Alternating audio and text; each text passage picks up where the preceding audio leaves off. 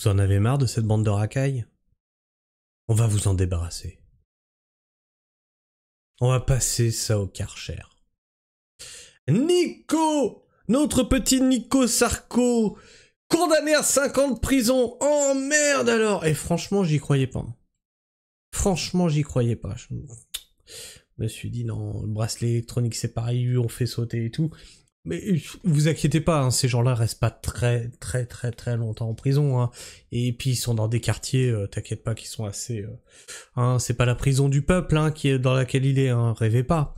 Mais il est condamné à 5 ans de prison. Et on va faire donc le tour, bien entendu, de cette news. Incroyable. Incroyable. Ah oui, il faut que j'enlève mon truc de droit d'auteur, bougez pas. Nicolas Sarkozy, condamné à 5 ans de prison pour association de malfaiteurs dans l'affaire du financement libyen de sa campagne de 2007. Ça va, on va arriver 20 ans après, il serait temps. Cette peine est assortie d'un mandat de dépôt à effet différé avec exécution provisoire. C'est bien ce que je vous disais, hein. Provisoire. Ils vont pas rester très longtemps en prison, bah t'inquiète pas. L'ancien président de la République a été relaxé de plusieurs chefs, mais condamné pour association de malfaiteurs dans le but de préparer une corruption active selon la présidente. Du coup, est-ce qu'on peut estimer que comme il arrive au pouvoir par des façons frauduleuses, est-ce qu'on peut estimer remettre en cause tout ce qu'il a mis en place durant son mandat?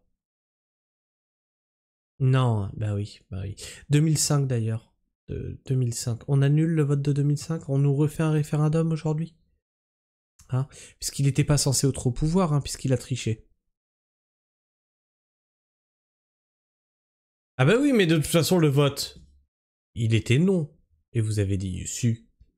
Donc finalement, comme il arrive au pouvoir frauduleusement, et qu'il a forcé le oui alors que tout le monde a dit non, est-ce que on reprend pas le truc et on dit en fait il l'a fait passer de force, du coup comme il était illégitime, on se fie à l'avis du peuple, on sort de l'Europe. Oh bon, rêvons pas, il a déjà pris 5 ans de prison. Du jamais vu pour un ancien président de la République. Le tribunal correctionnel de Paris a reconnu Nicolas Sarkozy coupable d'association de malfaiteurs et l'a condamné à 5 ans de prison jeudi 25 septembre dans l'affaire des soupçons de financement libyen de sa campagne présidentielle victorieuse en 2007. En revanche, le tribunal l'a relaxé des chefs de corruption passive, de détournement de fonds publics libyens et de financement illicite de la campagne électorale. Sa peine de prison est assortie d'un mandat de dépôt à effet différé avec exécution provisoire. Cela signifie que l'ancien président de la République ne sera pas incarcéré à la sortie du tribunal. C'est dingue. Mais qu'il doit être convoqué devant le procureur dans les semaines à venir pour déterminer des modalités d'exécution de sa peine. Mais ça se voit là, la collusion là entre les juges et les élus, hein? Est-ce que moi, si je suis condamné, on me fait autant de courbettes?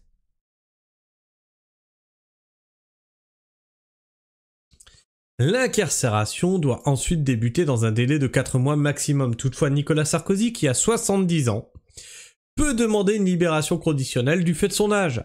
Le fait que sa peine soit assortie d'une exécution provisoire veut dire qu'elle s'appliquera malgré la peine annoncée par Nicolas Sarkozy dans l'attente d'un nouveau procès. La procédure judiciaire n'a pas permis de fonder une démonstration que l'argent parti de Libye et in fine était utilisé dans un financement occulte de la campagne présidentielle de Nicolas Sarkozy en 2007. A lu la présidente du tribunal de Paris, exposant les motifs de ses jugements pour le tribunal. Les éléments matériels de l'infraction de corruption ne sont pas constitués, a poursuivi Nathalie Gavarino. Pour expliquer les relaxes sur ce délit, notamment celle de l'ancien président condamné pour association de malfaiteurs. Mais Nathalie Gavarino a expliqué que l'association de malfaiteurs que le tribunal a examinée avait pour but de préparer une corruption active et son blanchiment. Ajoutant qu'il... Macron, regarde bien ce qui est en train de se passer. Tu pourrais peut-être être jugé pour l'Ukraine. Hein. Attention, 2027 c'est bientôt. Hein. Après tu seras plus protégé. Ajoutant qu'il y avait bien une offre de financement formulée par le régime Mouammar Kadhafi. C'est pour ce chef que Nicolas Sarkozy a été condamné. Un pacte de corruption faustien farouchement nié. Le 27 mars, le parquet national financier, le PNF, avait réclamé 7 ans d'emprisonnement, 300 000 € d'amende et 5 ans d'inéligibilité à l'encontre de Nicolas Sarkozy, dépeint comme un homme à l'ambition politique dévorante, lancé dans une quête effrénée de financement. Et vous noterez que ce mec est donc corrompu, baigne dans des affaires louches. Il revient sur la scène politique et ses gosses sont actuellement surmédiatisés. On voit du Nicolas Sarkozy et sa fille, je sais même plus comment elle s'appelle là, constamment médiatisés. Vous en avez pas marre de nous gaver avec ces racailles, comme il disait. Parce que nous, on s'y trompe pas, Sarko. Les racailles, on sait où elles sont. À l'Élysée. Ouais.